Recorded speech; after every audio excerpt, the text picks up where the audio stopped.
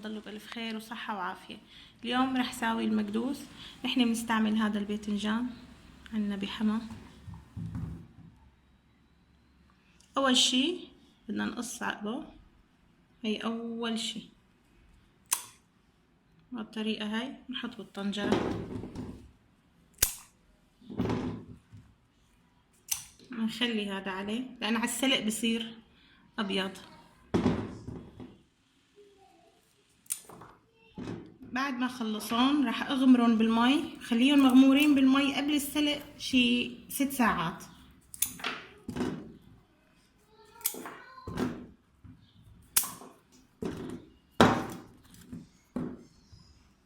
بحط عليهم المي وبتركهم شي 6 ساعات قبل ما احطهم على النار بقلب المي، بعدين بسلقهم.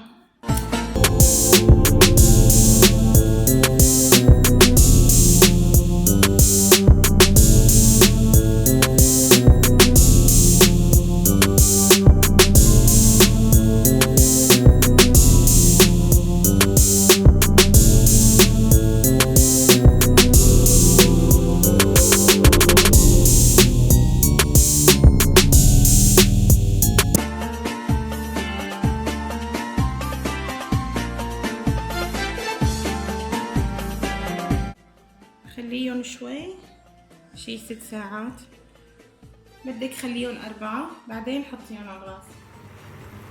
هاي بلش يغلي.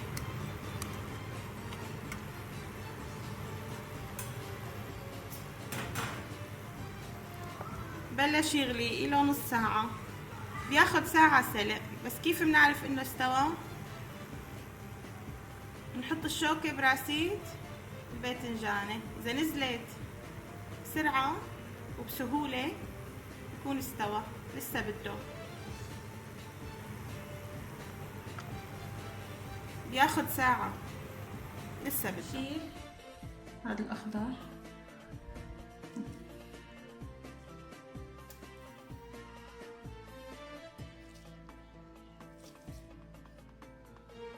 نص معلقة بس بكفي عشان ما يطلع معلي.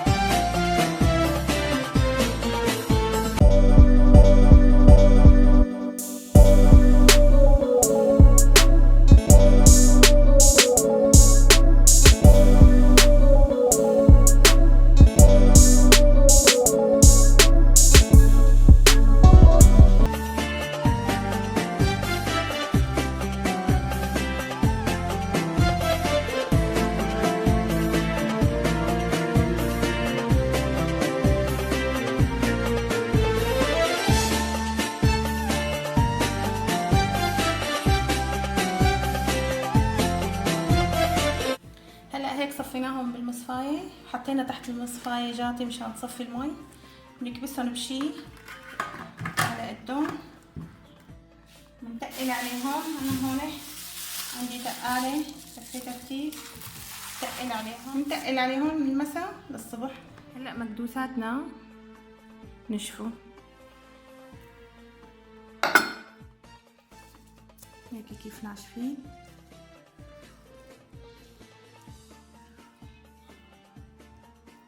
هلا بدنا نبلش نحشيهم. هلا رح نبلش نحشيهم. كل كيلو باذنجان بياخد معك ربع كيلو دبس فليفله. بالنسبه للجوز انتي بتتحكمي بكميه الجوز، بدك تحطي 100 غرام، بدك تحطي نص كيلو، بدك تحطي كيلو، كل واحد حسب قدرته.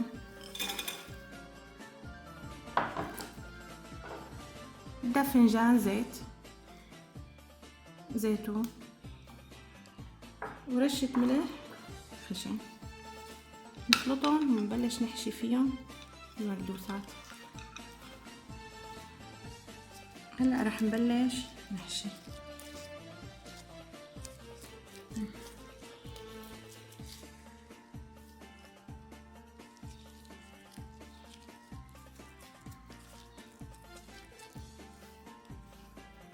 بالنسبة للباذنجان في كتير شغلات، كتير أمور لنجاحه. أول شي نوع الباذنجان،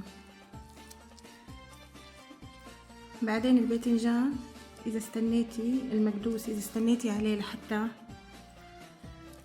تشتي عليه الدنيا أحسن.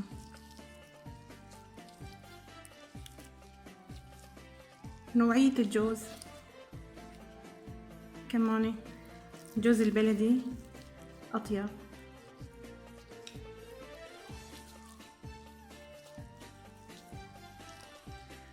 وأكيد زيت الزيتون، تكبسيه بزيت زيتون مع زيت نباتي، يعني نوع زيت تاني، زيت زيتون حصرا كمان يطلع أطيب. في كتير أمور إذا اتبعتيها بالمكدوس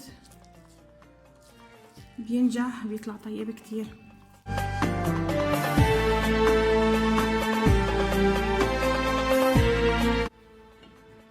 هلا بدنا نعبيهم بالمطربة.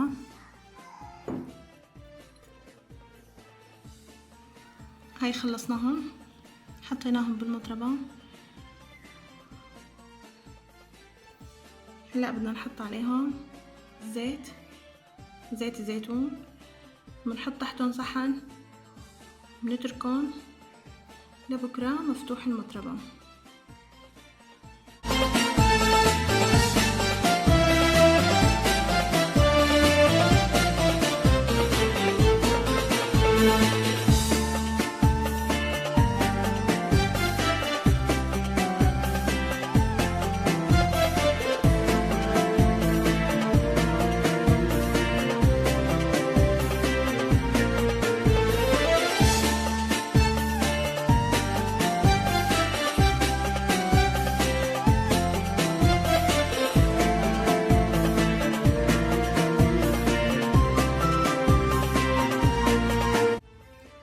هيك بنحط المطربان تحته صحن وبنتركه مفتوح لبكرة، ما بنسكره. بكرة بنسكره بنخزنه. إذا عجبكم الفيديو لايك واشتراك بالقناة وتفعيل الجرس، نكبر فيكم.